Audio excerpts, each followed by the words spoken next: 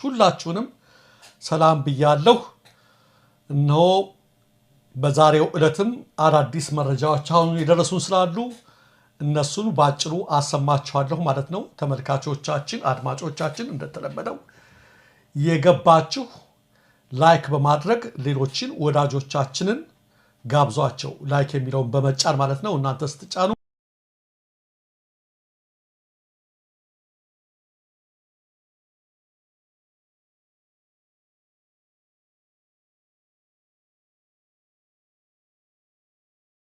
እንደው የአንዳንድ የሰማኋቸው ነገር ስላለ ትንሽ እንድናወራበት የአርቲስት አብርሃም ወልዴ ነገር በጣም ስለገረመኝ ነው። ከጠበቅኩት በላይ ያገኘሁት ልጅ ነው። ከዛ በፊት ግን እንደው አንዳንድ መረጃ እስኪ እንደው እናካፍላቸውና ለአድማጮቻችን ሰሞኑን የዓለም ዋንጫን እንዳይዳኝ የታገደው ሶማሊያዊ ዳኛ በረከቱ እየጎረፈለት ነው ተመልካቾቻችን። እና ይህ ሶማሊያዊ ዳኛ አሜሪካ እንዳይገባ ተከልክሎ ተመልሶ ነበረ ከተመረጠ በኋላ። ነገር ግን ተመልካቾቻችን ወደዛ ቢመለስም በሀገሩ የጀግና አቀባበል በሞቃዲሾ ስታዲየም መደረጉን ነግረናችኋል። ያገኘ የነበረው ወደ $100,000 ነበረ። $1 ሚሊዮን ማግኘቱን አዋተውለት ወዳጆቹ ነግረናችኋል። ዛሬ ከዛ በኋላ ደግሞ ለሱፐር ካፕ እንዲዳኝ የዓለም ምርጦችን ፓሪስ ሴን ጀርመን እና አስቶን ቪላ የሚያደርጉትን ጨዋታ እንዲዳኝ ተመረጠ በአውሮፓ። ለዛ እንደ ካሳ ተደርጎ ያ ብቻ አይደለም ተመልካቾቻችን። ዛሬ ደግሞ ምን ሆነ መሰላችሁ? የዓለም ዋንጫን ቢዳኝ ያገኘ የነበረውን ገንዘብ ሊከፈለው ይገባል ተብሎ ተለቀቀለት፣ ክፍያው ሳያጫውት ማለት ነው። እና አንዳንዴ ለበጎ ነው ሲባል መጥፎ ነገር ሲመጣ ብዙ በጎ ነገሮችን አክተልትሎ የሚመጣበት ነገር አለ። አንዳንዴ ደግሞ በጎ ነው ያላችሁት ነገር ሳታዩት በመጥፎ ነገር ሊደመደም ይችላል። ስለዚህ የነገሮችን ፍጻሜ እግዚአብሔር ያሳምር ከማለት ውጭ ሌላ ማለት በቃ አይቻልም። አንዳንዴ መጥፎ የተባለው ነገር በጣም ብዙ ነገሮችን ይዞለት መጥቷልና በጣም ነው የገረመኝ። ገና የሚቀጥል ይመስለኛል በረከቱ ለማለት ነው። እንደ መግቢያ ያህል መቲ ልክ ነው። በጣም ለበጎ ነው የሚለውን ነገር ነው በቃ ራስ ቁጭ ያደረገው። ነገሮች ለበጎ እንዴት ሊሆኑ እንደሚችሉ አንድ፣ ሁለተኛ ደግሞ መገፋት። አየህ፣ በህገ ወጥ መንገድ መገፋት፣ ምንም ሳትበድል በዳዮች ክፉ ሲያደርጉብህ የሚክስ ኃይል ይመጣል። ሌላ ፍትህን የሚያስተካክል ኃይል ይመጣል። የእግዚአብሔር ኃይል የምንለው ወይም ማህበረሰቡ አሁን ይህንን ሁሉ ነገር እኮ እየካሰው ያለው እኮ ልክ አይደለም፣ የሆነበት ነገር ልክ አይደለም ብሎ ፕሮቴስት እኮ ነው። የፕሮቴስት የተቃውሞ እኮ ነው። የሆነበትን ነገር በመቃወም ከዛ ከፍርደ ገምደሉ አካል አይደለንም፣ እንደውም ለዚህ ሌሎች ለበደሉት እኛ መካስ አለብን ብሎ እስከ መካስ ደርሶ ሄዶ እዛ ታውቃለህ፣ የዓለም ዋንጫን መዳኘት እንዴት ስትረስፉል እንዴት አስጨናቂ ስራ እንደሆነ እናውቃለን። ሁሉ ጊዜ ተጨንቀው ነው አብደው ተጨንቀው ሲሰደቡ ምን ሲሉም ሲከሰሱም ዳኛው እንዳያረገን ለሚባለው ሁሉ በጣም ሲጨናነቁ፣ በዳኛ ስህተት ደግሞ ለውጥም ሊቀየር ይችላል፣ ዋንጫም ሊተላለፍ ይችላል። እና በጣም ስትረስፉል ነው፣ አስጨናቂ ጉዳይ ላይ ነው። ከዛ ከጭንቀቱ ቦታ ሳይለፋ ምን ሳይል ብሩንም እንዲያገኝ ለካሳው $1 ሚሊዮን በላይ እንዲያገኝ ከዚህ በኋላ ሌላ ከፍ እያደረገው መጣ። እና በጣም የሚገርም ነገር ነው። ሁልጊዜ እንደዚህ ለፍትህ ሰዎች ሲቆሙ ለፍትህ ሌሎች ሰዎች ከስር የሚያድገው ትውልድ ምናምን ከፍትህ ጋር መሆን ዋጋ እንዴት እንደሚያስገኝ የሚያይበት አንግል ነው ብዬ ነው የማስበው።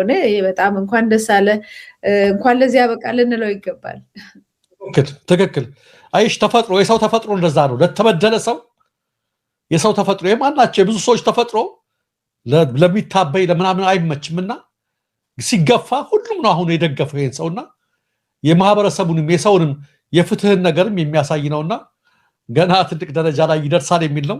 ወደ ሀገራችን ጉዳይ ስንገባ መቲ ሰሞኑን ጌታቸው ረዳና አምባሳደር ሬድዋን ሁሴን ጦርነት ሊከፈትብን ነው ብለው ነበረ። የኤርትራው አምባሳደር ምላሽ ቢሰጡም ዛሬ ደግሞ ክንድያ ገብረ ህይወት በትምህርት ሚኒስቴር የተሾመው ህወሓት ተመሳሳይ መግለጫ ሰጥቷል። ምን እየተባለ እንደሆነ ትግራይ ሌላ ግጭት የመሸከም አቅም የላትም፣ የህወሓት ቡድን ህገወጥ እንቅስቃሴ በቶሎ ሊወገዝ ይገባል፣ ዓለም አቀፍ ማህበረሰብ ውግዘታቸውን በቶሎ ካላሰሙና ካላስቆሙት ሀገራችን ወደ ከፋ ብጥብጥ ልትገባ ነው የሚል ጥሪ በተከታታይ እያቀረቡ ነው የሚገኙት።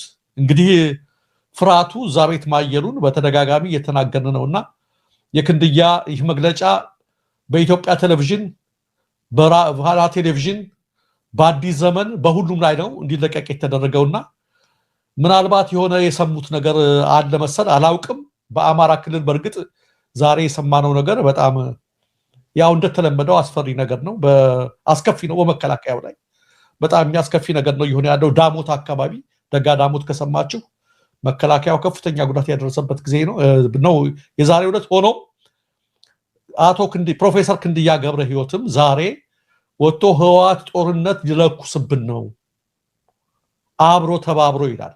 አምባሳደር ትናንትና የኤርትራው ማስታወቂያ የማነ ገብረ መስቀል በፍጹም እንደውም እነሱ ነበሩ ድሮ ሊያደርጉ የነበሩት የራሳቸውን ክስ ነው ወደኛ እያመጡት ያለው ይመስላልና ከክረምቱ ጋር መያያዝ ጋር አጠቃላይ የጸጥታ ሁኔታ ላይ መናጋት ጋር ተያይዘው ከመጠን በላይ ፍርሃት ውስጥ የገቡ አልመሰለሽም? ከሚገባው በላይ አይ የነሱ በዚህ ደረጃ ከፈሩ የሆነ ሲሪየስ የሆነ ነገር እየመጣ ያለው ነገር ልክ የሆነ ነገር አለ ማለት ነው።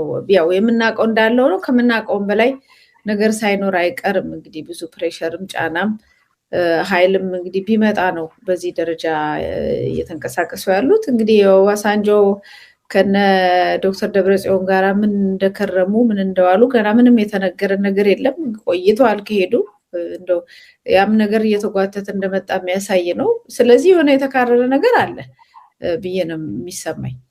ትክክል። ከሁለቱ አንዱ ይሄን ነገር መጀመራቸው አይቀርም። ወይ አውቀው ነው ጩኸት ያበዙት ሊጀምሩት ያሰቡት ነገር አለ። አለበለዚያም በዚህ በክረምት ፍርሃታቸው አይሏል የሚል ነገር ነው ያለኝ። ለምን አከታትለው ጻፉ በአልጀዚራ ላይ አልጀዚራን መርጠው ነው የጻፉት ሆነ ብለው ዓለም አቀፉ ማህበረሰብ እንዲሰማው። ለዛ ኤርትራ ምላሽ ሰጠች። ነገር ግን ምላሹ አላረካቸውም መሰል። ዛሬ ደግሞ ፕሮፌሰር ክንድያ ገብረ ሕይወት አበቃ ጦርነቱ ሊጀመር ነው እባካችሁ ፍጠኑ የሚልም ጥሪ እያቀረቡ ነው የሚገኘው። እንግዲህ መቲ የሚሆነውን ነገር እንመለከታለን። ጩኸት እዛ አካባቢ በርክቷል። የደጋዳሞት ያው ኤርትራ ብዙ ቦታ ላይ እየተጠራች ነው እንደምታውቀው። ብዙ ቦታዎች ላይ በዓለም መድረክ ላይ እየተወከለች እየተወያየች እየተነጋገረች በቃ በፊት ኢትዮጵያ የነበራትን ቦታ በተወሰነ ደረጃ ወይም በአብዛኛው ማለት ይቻላል ኬንያ ወስዳለች። አሁን ደግሞ ከኬንያም በላይ ኤርትራ እየተጠራች ነው። በተለያዩ ቦታዎች እየተጠራች ስለሆነ እሱ ስጋትም አለ ይመስለኛል። ትጋውስ ነው ስሟ በዓለም አቀፍ ደረጃ ኤርትራ በጣም ከጎረቤት ከግብጽ ጀምሮ እስከ ታላቅ እስከነ ትራምፕ ድረስ ትልቅ ዲፕሎማሲያዊ ድል እያገኘች ያለችበት ጊዜ ነው። ይሄ ሳያናዳቸው እንደማይቀር እርግጠኛ ነኝ። አበቃላቸው እያሉ ታስታውሽ እንደሆነ ትራምፕ ከአፍሪካ ሀገራት እንዳይገቡ ቪዛ ከለከሉ ሲባል መጀመሪያው ላይ የኤርትራ ስም ተጠቅሶ ስለነበረ እንደ ትልቅ ድል ብልጽግናዎች በጣም ጨፍረውበት ነበረ። ብዙ ሳይቆይ ከሁለት ሳምንት በኋላ ኢትዮጵያም ታገደ። ተመሳሳይ ሆነባቸው። ከዛ ደግሞ የኤርትራ ማዕቀብ ማንሳት ፈልጋለሁ አሉ ትራምፕ። እንዲሁ ለምን በቀይ ባህር ላይ የሆርሙዝ ሰርጥ ጉዳይ የኤርትራን አስፈላጊነት በጣም አጎላው። አንዳንድ ጊዜ ይሄ ነው የምልሽ፣ በብልጠት የምታደርጊው ነገር የለም። በቅንነት ነው መንገድሽ የሚቀናው ቅን ስትሆኝ ነውና ይሄም ሁሉ ያበሳጫቸው ይሆናል። አንቺ እንዳልሽው ስም ብላክሜል ለማድረግ እንደገና መልሰው ለመክሰስ እየተጋጋጡም ሊሆን ይችላል። የሆነ ሆኖ ግን ጩኸታቸው መበርከቱ አንዴ የማይባል ነው። ሌላው መቲ የፎከሩበት ሌላው መረጃ ሰሞኑን አንድ ፕሮፓጋንዳ ሲነዛ ነበር። የኢትዮጵያ በጀት ለመጀመሪያ ጊዜ ትሪሊየን ገባ ብለው አውጥተው ነበረ። የሆነ ትሪሊየን ገባ ምናምን ያሉ ዝም ብሎ የሆነ ሆኖ የዛሬ 8 ዓመት አብይ ሲመጣ እስካሁን ድረስ የኢትዮጵያ በጀት የጨመረው በ1 ቢሊዮን ብቻ ነው በ8 ዓመት ውስጥ። ለምን መለካት ያለበት በዓለም አቀፍ መለኪያ ነው፣ በዶላር ነው የሚለካው። ያኔ የነበረው ገንዘብ ብር እና አሁን ያለው አብይ ጨመረ የሚለው በዶላር ልዩነት የላቸው። 8 ዓመት ሙሉ ቆይቶ ምንም ነገር አለማድረግ ነው። ይሄ አሁን ተመልከች እንግዲህ ይሄ የወጣው እነሱ ሲኩራሩ ከምስራቅ አፍሪካ አንድነት ሲሉ ይኸውልሽ ሶርስ ማን ነው? ናሽናል በጀት ስቴትመንት ነው። ሶርሱን እንደምትመለከተው ዓለም አቀፍ ድርጅት ነው ያወጣውና ግሎባል ስታቲስቲክስ ዋየር ነው ይሄ የወጣው። ኢስት አፍሪካ በጀት በስንት በ2026 27 አሁን የሚያሳይ ነው ተመልከች። ኬንያ 37 በዶላር ሲለካ ማለት ነው ቢሊየን። ታንዛኒያ 24 ተመልከች። ኡጋንዳ 22፣ ኢትዮጵያ 14፣ ሩዋንዳ 5፣ ቡሩንዲ 2። ኢትዮጵያ ከሁሉም መጨረሻ ነች። ለምን በይ መቲ ኬንያ 37 ቢሊየን የመደበችው ለ40 ሚሊዮን ህዝብ ነው። በጀት በነፍስ ወከፍ ነው የሚሰላው። እነ ቡሩንዲ 2 ቢሊዮን የመደቡት 10 ሚሊዮን ለማይሞላ ህዝብ ነው። የኢትዮጵያ ግን 14 ቢሊዮን ለስንት ነው መሰለሽ? ለ130 ሚሊዮን ህዝብ ነው የሚካፈለው። በጀት እንደዛ ነው የሚካፈለው። የህዝብ ብዛት አካፍለሽ ነው በበጀት ነፍስ ወከፍ ገቢ የሚሰላው። እርግጥ የቆየው አሰራር ነው። እርግጥ ይሄ አሰራር እንትን ይባላል። ዞሮ ግን 14 ቢሊዮን የተመደበው ማን ክደዋቅ ለ130 ሚሊዮን ህዝብ ነው። ኬንያ በበጀት ወደ 3 እጥፍ በልጣን መቲ በበጀት በልጣን፣ በህዝብ ብዛት ደግሞ እኛ ወደ 3 እጥፍ እንበልጣታለን። ልዩነታችንን ለማየት ያህል ብዬ ነው እንድትመለከቱ። ከምስራቅ አፍሪካ እንኳን ከአፍሪካ እነሱ እንደሚያነሱት እነዚህ የምስራቅ አፍሪካ ሀገራት ናቸው። ያ ዳም የሚባሉት ከምስራቅ አፍሪካ እንኳን የመጨረሻዎቹ እኛ ነን። እነ ሩዋንዳ 5 ቢሊዮን ብዙ ነው። ምክንያቱም የህዝብ ብዛታቸው ትንሽ ነው። እነሱ ትንሽም ቤት እንደማጽዳት ያህል ነው። ትንሽም ቤት እንደመስራት ያህል ነው። ገንዘቡ በቂ ነው ለነሱ። ኢትዮጵያ ያላት በጀት ግን ተመልከች። የሀገሪቱ የቆዳ ስፋት ብቻ ሳይሆን የህዝብ ብዛቷ ምናልባትም ከዓለማችን 12ኛ እና 13ኛ ደረጃ ላይ ነን በፖፑሌሽን። በዛ ላይ በሆነችበት ሀገር ላይ 14 ቢሊዮን ነው ማለት ይሄ ከሁሉም ከምስራቅ አፍሪካ እነሱ እንደሚሉት ከአፍሪካ አንደኛ ሳይሆን ከምስራቅ አፍሪካ እንኳን መጨረሻ ነን ከህዝብ ብዛታችን ጋር ሲለካ የሚለው እንድንመለከት ነው ብዬ ነው። በጣም ያሳፍራል። ታይቶ የማይታወቅ በአፍሪካ ውስጥ እድገት ታይቶ የማይታወቅ እድገት ኢትዮጵያ ብቻ እያሳየች ነው ብሎ እየማለ እየገዘተ ያውም እየተቆጣ ከ10% ምናምን በላይ ታይቶ የማይታወቅ ዓለምን ጉድ አስደርጓል። እናንተ ናችሁ ማታመሰግኑት ምናምን እያለ ሲዝት ነበር። እንግዲህ እንዳልከው ልክ ነው። በነፍስ ወከፍ ነው። እሱማ በነፍስ ወከፍ ካልሆነማ በሰው ቁጥር ካልተካፈለማ ፖይንት የለውም። አንዴ ክበበው ገዳ አደባባይ ላይ የተናገረው ነገር ነበርና ሰዎች እንደዚሁ ከየሀገሩ የመጡ ሰዎች እንዴት ነው በነፍስ ወከፍ ገበያችሁ ምናምን እየተባለ ሲጠየቅ ሁሉም በነፍስ ወከፍ ገቢውን ምናምን ይናገራል። ባይዘው በነፍስ ወከፍ አሁን የኢትዮጵያ ከሀብታሙ እና ከካድሬው ከባለ ሀብቱ ይሄ ምናምን እና በመንግስት ስልጣን ውስጥ ከሚዘርፉት ውጪ ሰውን በነፍስ ወከፍ ስንት ነው ብትለው ገቢው ወጪ ብቻ ነው ያለ ወጪ ሳይሆን ዕዳ ነው ያለበት እንጂ በነፍስ የሚያስገባም ያለ አይመስልም። እንዴት እንደሚኖር አላውቅም። ምን ሰማቸው መሬት ላይ የምናቃቸው ድርጅቶች የምናቃቸው ሰዎች የሚያስገቡት ገንዘብና የሚያወጡት ወጪ ስታይ ሁሉ ጊዜ በዕዳ ነው የሚጠቃለለውና ሁሉም የሀገሩን ይነገርና የእናንተስ ክበብ የኢትዮጵያ በነፍስ ወከፍ ገቢያችሁ ስንት ነው ሲል እኛ ጋር በነፍስ ወከፍ አይደለም ነፍስ ውጪ ነፍስ ግቢ ነው ያለው አለ ማለት ነው። በቃ ያው ኑሮኛ በምን ይሰላል? 14 ሚሊዮን ለ130 ሚሊዮን አካፊ ብትባይ ነፍስ ግቢ ነፍስ ውጪ ነው እንጂ ለምንም እኮ አይጠቅም። በጣም የሚያሳዝን ነው። ትክክል ጥሩ ነው ያለው መቲ። ይህን ካልን ዘንድ አለ መግቢያ እንደማሟሻ ለአድማጮቻችን እንደው በአንዲት ነገር ላይ ብቻ እንድናወራ ነው ዛሬ የፈለግኩት መቲ እና ዶክተር ዮናስ ዘውዴ ዛሬ የጻፋት ነገር በጣም ስለገረመች ነው። የምናከብራቸውን ሰዎች ይበልጥ ማክበር አለብን ለማለት ነው። የማይታወቁ ነገሮችን አንዳንድ ነገሮችን ነግሮናል ይሆናል። ስለማን? ስለ አርቲስት አብርሃም ወልዴ ባላገሩ ቲቪ እና መነሻውም የሚለው ምንድነው? ባላገሩ ቲቪ ተዘጋ ወይ ነው አለው። በገዢዎቹ እጅ ነው ይሄ ውሳኔ ይላል እና ይሄን ጽሁፍ ሲጀምረው ዶክተር ዮናስ ዘውዴ አብርሃም ወልዴ ይሄ ሁሉ እንደሚደርስበት አላወቀም እንዴ ብሎ ሲጀምር በራሱ ነው የሚጀምረው። እኔ እንኳን መቼ ይሄ ሁሉ ይደርስብኛል ብዬ ገመትኩ ይላል ዮናስ። ስለራሱ ያልነገረን የደረሰበት ነገር አለ።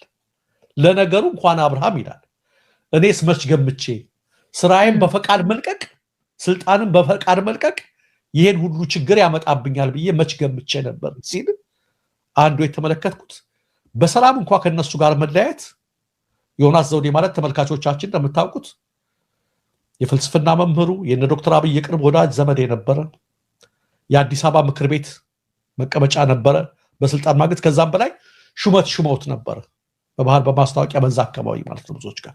ነገር ግን መንገዳቸውን በሚያይበት ጊዜ አልፈልግም በቃይ ብሎ ነው የለቀቀው። አውቃለሁ ከፍተኛ ችግር ውስጥ ገብቶ እንደነበረ ኢትዮጵያ እያለ እንደለቀቀ አሁን ይሄን የሚጽፍልን ሆኖ ከሀገር ተሳዶ ነው ይሄንንም እየጻፈልን ያለው እንጂ ከፍተኛ በቤተሰቡ ሁሉ ጭምር አደጋ ተደቅኖበት ነበር። አልፈልግም በማለቱ የብልጽግና ስልጣን ይቅርብኝ በማለቱ ራሱንም ዮናስ ኢንተርቪው አድርጌዋለሁ። ረጅም ኢንተርቪው አድርጌዋለሁ። በፍልስፍና መጽሐፍ ጽፎ ነበር እና በጣም ድንቅ የሆነ መጽሐፍ ጽፎ በሱ ላይ ረጅም ኢንተርቪው ቃለ መጠይቅ ሰጥቶኝ በጣም የሚገርም እውቀት ነው ያለው እና በወዴ እንደዚህ አይነት እውቀት ያላቸው ሰዎች እንዴት ሆኖ ይሆን ከእንደዚህ አይነት ከተበላሸ ስርዓት ጋር የሚሰሩት የሚል ጥያቄ እኔም ነበረኝ እና እሱንም የመለሰበት እንትን ይመስለኛል። በጣም በጣም ትንሽ እንደው ጠቅላላ የነገረን አይመስለኝም። ሚዲያ ያደረጉበትን የራሱን ጉዳይ ሸፈና አድርጎ ነው ያለፈው። ይሄን ያህል ችግር ይደርስብኛል እኔ ሰምቻለሁ ያኔ እንዳታወጡበት እንጂ ይሄ ነገር አለበት በቤተሰብ ሁሉ መተውበታል የሚል ከወራት በፊት ሰምቼ ነበር። ግን ቆይ አትውጡ ኢትዮጵያ ውስጥ ስለሆነ ችግር እንዳይፈጠርበት ብለው ነበርና ዛሬ ዮናስ ከሱም አልፎ ስለራሱ ሳይሆን ባላገሩ ቲቪ ተዘጋዊ በሚል አብርሃም በመጀመሪያ ጊዜ እንደማናቸውም ኢትዮጵያውያን አብይ አህመድ ሲመጡ ደስታቸውን ከገለጹ ኢትዮጵያን መካከል ነበረ። ለኢትዮጵያ መጣበሪ ብሎ ያ ብቻ ሳይሆን ቤተመንግስት እየተጠሩ ይሄ ለውጥ የመጣው ለእናንተ ነው እየተባሉ ተስፋ ከተሰጣቸው ሰዎች መካከል አንዱ እንደኛ ማለት ነው። እኛ ተጠርተን ይደላል ነበር። እንደዛ ተስፋ የተደረገበት ነገር ነበረ በአብርሃምና ይላል እሱ እንግዲህ እኔ እንድንመለከታቸው የፈለኳቸው ነገሮች ችግሩ የተፈጠረ ይላል። የመጀመሪያው የትግራይ ጦርነት ላይ ነው አለ። ሙዚቃ ስራ እያንዳንዱ የጥበብ ስራዎች ይሄን በተመለከተ ሲመጡ በአብርሃም በኩል ይደፉ የሱ እጅ አገኛቸው ያው ጎበዝ ስለሆነ በሙያው ብለው ሲሉት አሉ ደነገጠ። እንዴ ጦርነት እንዲቀጥል ይላል እንዴ እኔ ጦርነት እንዲቆም ነው የምሰራው ይሄንማ አልሰራም ማለት የመጀመሪያ ማኑ የነካው አብይ የተቀየመው ያኔ ነው። አላደርግም እንደውም ጦርነቱን የሚያስቆም ፌስቲቫል አፍሪካ ይሄን የሚል ግጥም ሁሉ አንድ ዘፈን ለዳዊት ጽጌ ሰጥቶታል አለ። በዚህ ምክንያት ጦርነት እንዲቆም የሚያደርግ በደህንነቷ በወሬ ምታት ተዋት ፈትኗት ያድዋን እናት እያለ የትግራይ እናቶች በጦርነቱ የደረሰባቸው ጉዳት የሚያሳይ እና እንደገና ከአፍሪካ መሪዎች ከአምባሳደሮች ጋር መነጋገር ጀመረ ጦርነት ለማቆም ስራ ፌስቲቫል ብሎ ኢሚዲየትሊ ቀጭን ትዕዛዝ ደረሰዋል። ቀጭን ትዕዛዝ ደረሰው አቆመ አብርሃም።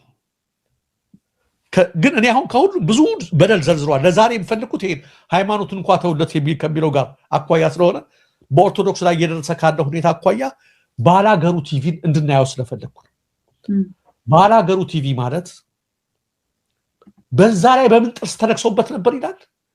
ባላገሩ ቲቪ በሚያስተላልፋቸው የሃይማኖት ዝግጅቶች የኦርቶዶክስ ልደት፣ ፋሲካ፣ ገና የተለያዩ በዓላት በሚወጡበት ሰዓት ላይ አይተሽ ከሆነ ከቁመቱ ከሳቱ ከማሌቱ ጀምሮ ላይቭ ይተላለፋል። ይሄ ነገር አለ በብሮድካስት ባለስልጣንና በእናብይ ዘንድ ጥርስ አስነክሶበት ቆይቷል። ኢትዮጵያዊነትን ይዞባቸዋል፣ አገራዊነትን ይዞባቸዋል በሚያደርጉት ይሄ ነገር ሳይ በዚህ በጣም ተናደውበት እያለ ቀጠለና ኤኤምኤስ አየር ሰዓት ሰጣቸዋል። በነገር ላይ ቤተክርስቲያኑ እንትን ያለሽ ጊዜ ማለት ነው ጥቁር ልበሱ የተባለ ጊዜ የጋራ ጸሎት ምናምን ሁሉ ተይዞ ሰው ሁሉ ከቤት እንዲጸልይ ከኮቪድ ጀምሮ ከሁሉም አካባቢ ላይ የሚደረጉትን ቀጥታ ያስተላልፍ ነበር አብርሃም በባላገሩ ላይ ሁሉ ነገር ነበር የሚያስተላልፈው። በጣም ነው እንትን ያደረኩትና በጣም ከሚገርመው በላይ ነው የገረመኝ። በቃ በዛ ፕሮግራም ለካ በጣም ተበሳጭተውበታል አለና ለምን መሰለሽ መት ዛሬ እናነሳው ያልኩት ቤተክርስቲያን የዚህ አይነት በደል ሲደርስባት ባላገሩ ቲቪ ቢኖር የራሱን አስተዋጽኦ ያደርግ ነበር። ሁሌ አንድ ነገር ሊያጠፉ ሲፈልጉ መጀመሪያ ከታች መሰረትሽን ነው ቀስ በቀስ የሚሉትን ሌለ ደጋፊሽን ከአንቺ ጎን ይቆማል ያሉትን የተለያዩን ነገር እየናዱ ነው የመጡት የሚለውን የሚያሳይ ነገር ስለሆነ አብራ እንደዛ አደረጉት። የተለያየ እንትን ወሰዱበት፣ የግብር ዕዳ ጫኑበት። ባላገሩ ቲቪ ላይ ጫኑበት። ለምንድነው ኤኤምኤስ ነው የምታስተላልፈው? እኔ ፋሲል ጋራ ነበር ሪሃ አብርሃም መረተው በኤኤምኤስ የሚተላለፈው ነገር እንዳታሳስሩት። ደግሞ ላይቭ ነበር የሚያስተላልፉት ያኔ ኤኤምኤስ ያልጀመርም ነበር። አዎ በጣም እያሰብንለት ነው። አንዳንዴ ደግሞ በጣም ኃይለ ቃል መንግስት የሚተች ነገር ምናምን ረተው ሲባል መጨረሻ ላይ ተጠራሉ። አብርሃም ለምንድነው ኤኤምኤስ የምታስተላልፈው ሲባል ኤኤምኤስ ብቻ ሳይሆን ኢትዮ 360 ሪዮት ሚዲያ መጥተው ከፈለጉ ያስተላልፉ ብሎ መልስ ሰጠ። ለሚዲያ ነፃነት ያለውን አቋምም እንድናየው ብዬ ነው። ከዛ ሽባ እያረጉት መጡ። ከጨዋታ ውጭ የማይመለከተውን የግብር ዕዳ ጫኑበት ሚዲያው ላይ። በጣም የገረመኝ ግን ይላል ዶክተር ዮናስ አሁን ሲጽፍ ቴዲ አፍሮ ሙዚቃ ሲያወጣ የጻፈው ደግሞ ያን ነገር ሲያርፍ ብሎ ይቻትና ከነትኗ አለች ከነ ጽሁፋ ፎቶ አለች አብርሽ የጻፋት እንመልከታት። አሁን የላኳት ፎቶ ላይ የጻፋትን እሷን ጠቅሷታል። ቴዲ ሙዚቃ ወጥቶ በአሁኑ ሰዓት ላይ የቴዲ አልበም ወጥቶ ብልጽግናዎች እንደ እብድ ሲያደርጋቸው ያን ሁሉ ጩኸት በሚያሰሙት ጊዜ ያሁኑ ደግሞ ጠበል ነው መሰል እንደ ልክ አስለፈለፋቸው ብሎ አሁኗ ፎቶ ላይ ያለች ነው የጻፈው ይላልና ያም መጻፉ ብቻ ሳይሆን አልበሙ ሲወጣ ይላል አብረ እስካሁን ድረስ አላነሳውም። ይሄን ልጥፉን በገጹ ላይ ይገኛል። ብዙም ጫና ተደርጎበትም ማለት ነው። ተደርጎበትም ያሁኑ አልበም ደግሞ ጠበል መሰለኝ ልክፍት ያለባቸው ነው ከታችና የነካቸው ማስለፍለፍ ጀምሯል ብሎ እስከዛ ድረስ ያደረገ ነው እና አቃለው አብርሃም የሚከበር ሰው ነው። ቴዲና አብርሃምን አነጻጽሮ የጥበብ ሰዎች እነሱ መምሰል አለበት ብሎ ነው ጽሁፉን የዘጋው ዶክተር ዮናስ። በትክክል ለሀገር የሚቆሙ የምናከብራቸው አብርሃም በጣም የወደድኩት ለምትወስካያለሽ እነ ቴዲና አብርሃም የሚወዳቸው ይህን ያህል ጥሪ በዚህ ኃላፊነት በዚህ እሱ ይምሾም በዚህ እሱ ይካው ምናምን ኢቭን ራሱ ዮናስ ጨምሮ ማለት ነው ሲብለው ገፉት አንፈልግም ብለው እነሱን ከማን ጋር ታነጻጽሪያቸዋለሽ መሰለሽ? በግድ ብልጽግና አድርጉም ብለው ለፍርፋሪ ቀንና ሌት የሚጮሁት የሰው ልዩነት እንድናየው ብዬ ነው። አንዳንዶች በግድ ብልጽግና አድርጉን ብለው ራሳቸውን ጥለው ራሳቸውን ሽጠው አዋርደው ነገ ጧት ልጆቻችን ምን ይላሉ፣ ሰው ምን ይለናል፣ ትውልድ ምን ይላል ሳይሉ ራሳቸውን ህሊናቸውን ገድለው የሚርመጠመጡ አሉ። ሰውም ማታረጋል እንደነ ቴዲ እንደነ አብርሃም ራሱ የስልጣን ተሰጥቶት ነበር ዮናስ ራሱ የተለያየ ቻንስ የተሰጣቸውን ደግሞ ነገር በህሊናቸው መዝነው ጎመን በጤና ከነድህነታችን በኩራታችን እንደዚህ ያሉ ሰዎችን ልናከብራቸው ይገባል የሚል ሐሳብ ስላለኝ ነው። እነዚህን ስናከብራቸው ሌላ ትውልድ እንሰራለን። መቲ እንደዚህ አይነት ሰዎች የሚከበሩበት ነገር ሲኖር ሌሎችም ይሄን እየተባሉ ብዙ በጎ ሰዎች ይወጣሉ።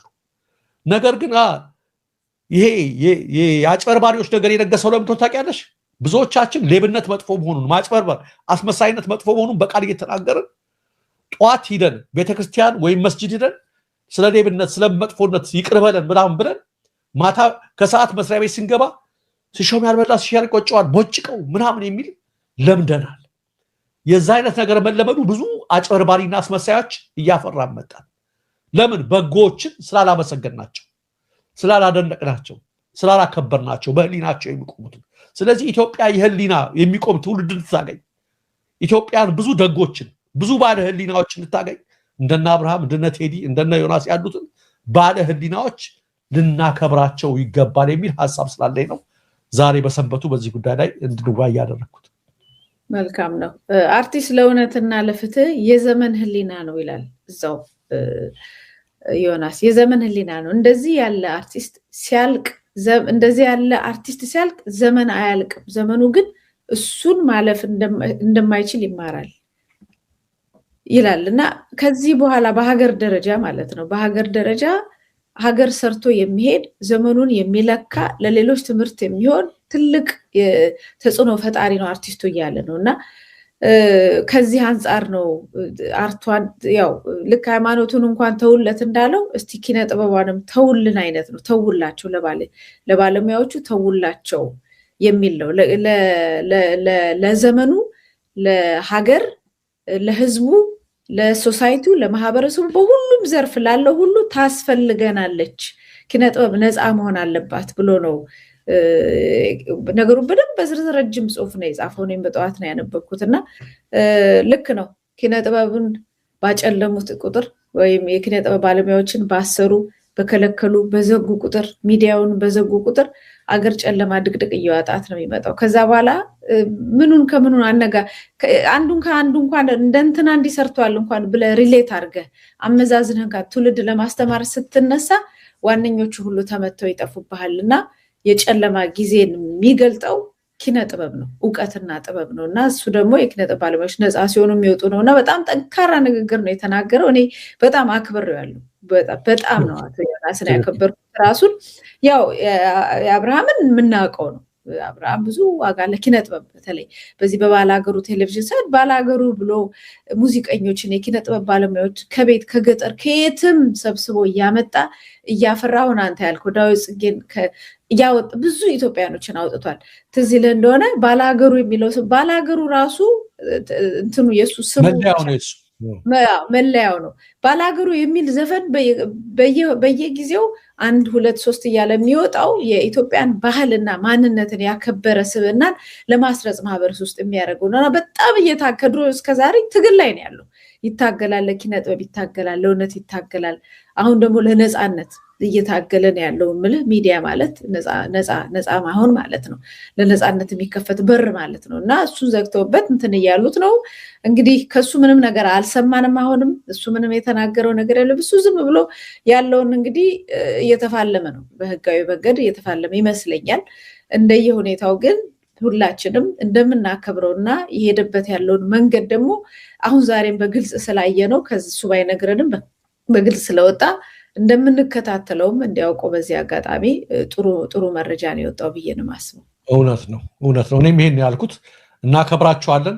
ማክበር ብቻ አይደለም የሚጠበቅብንን እያደረግ እንዲህ አይነት ሰዎችን ማበረታታት ከሁላችንም ከማህበረሰቡ የሚጠበቅ ነው። ሰዎችን እጩ ስናደርግ ለተለያዩ ነገሮች ዝም የማይናገሩ አሉ። አያችሁ፣ የማይናገሩ ግን ሁሌ ለውጥ የሚመጣው እኔ ተስፋ ማድረጋለሁ በሀገር እንዲህ አይነት ሰዎች ጥቂትም ቢሆኑ መኖራቸው ተስፋ ናቸው ለሀገር። በኪነ ጥበቡ ዘርፍ ተስፋ ማድረግ ሁሌ ለውጥ የሚመጣው በብዙሃን አይደለም እንደምንለው። የዓለምን ለውጥ ወደኋላ ብትመለከቱ ከመካከል የሚወጡ ደፋሮች ምኖች ጥቂቶች ናቸውና እንዲህ አይነት ባለ ህሊና ሰዎች ሲመጡልን እንዲበዙ የማድረግ ነገር አለብን። እንዳልሽው በጣም ነው የምናከብራቸው ሶስታችሁንም። ዛሬ ያነሳናቸው አብርሃምንም ዮናስንም ቴዲንም በጣም እናመሰግናለን፣ በጣም እናከብራቸዋለን። እንዲህ አይነት እንደናንተ አይነት ሰዎች እንዲፈሩልን በየሙያው በየዘርፉ ምኞታችን ነው። ይሄው ነው መቲ ለዛሬ ያለ። መልካም እንግዲህ ያጠራ አድርገን መረጃዎችን በዚህ ደረጃ ካደረስን ይበቃል።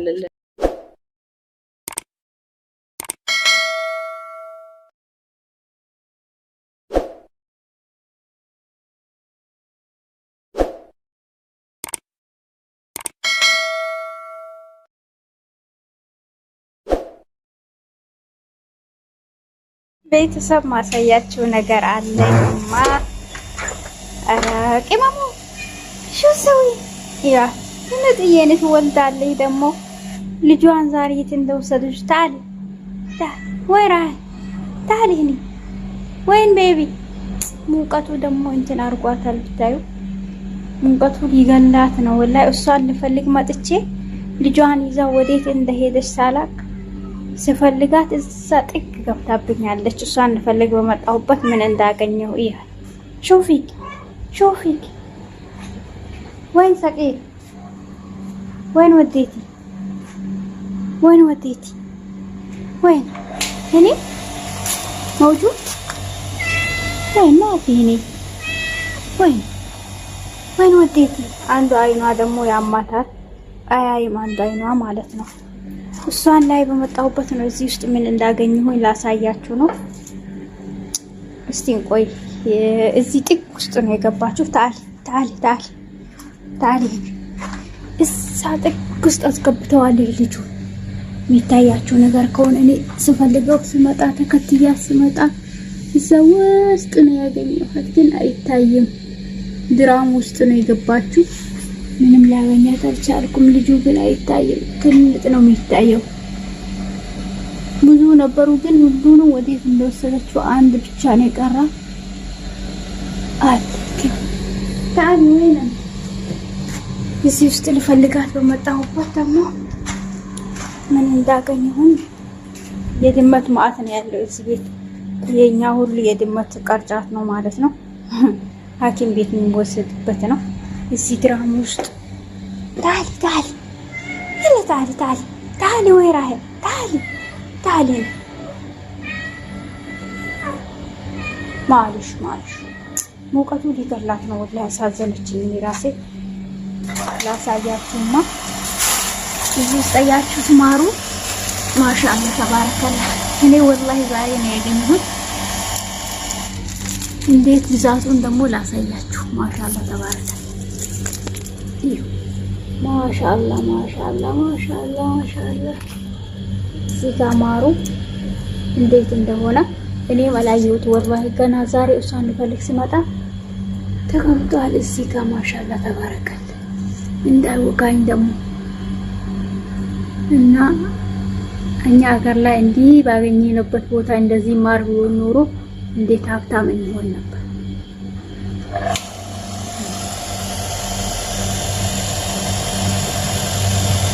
አንዱ ደግሞ እዚህ ጋር ከታች የለውም። ይሄ ግን የለውም።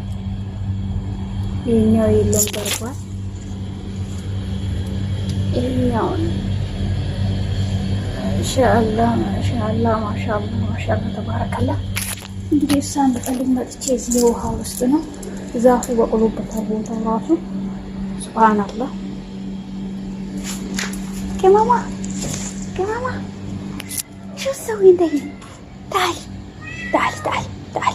تعالي بكلمك تعالي بكلمك تعالي هنا تعالي ንግብ አድርጌላት ልጁን ደግሞ እንዴት ይዛው እንደመጣች ወላሂ ፈልጌ ነው ያጣኋት ማለት ነው። እንግዲህ ቤተሰቦቼ እወዳችኋለሁ። ሰላም አለይኩም።